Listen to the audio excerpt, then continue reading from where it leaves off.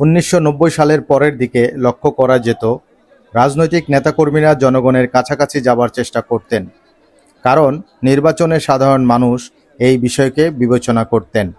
বিগত হাসিনা সরকারের সময় জনগণকে তুচ্ছ-তাচ্ছিল্য করার যে প্রবণতা ছিল, ২০২৪-এর গণ-অভ্যুত্থানের পর তার অবসান হয়েছে।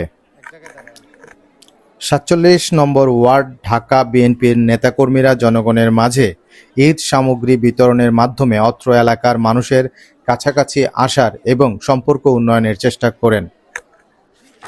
যদিও কাজী মাহবুব মাওলা হিমেল, সাংগঠনিক সম্পাদক, শ্যামপুর থানা, তিনি বলেন এটা তাদের সামাজিক দায়বদ্ধতা থেকে নিয়মিত কার্যক্রমের একটি অংশ মাত্র।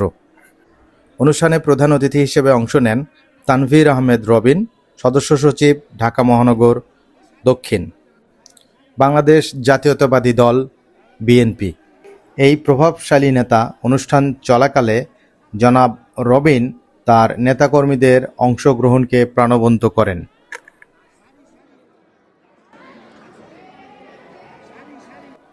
ফরিদাবাদ, ঢাকা থেকে মোহাম্মদ সানোয়ার হোসেন, ঢাকা টেক।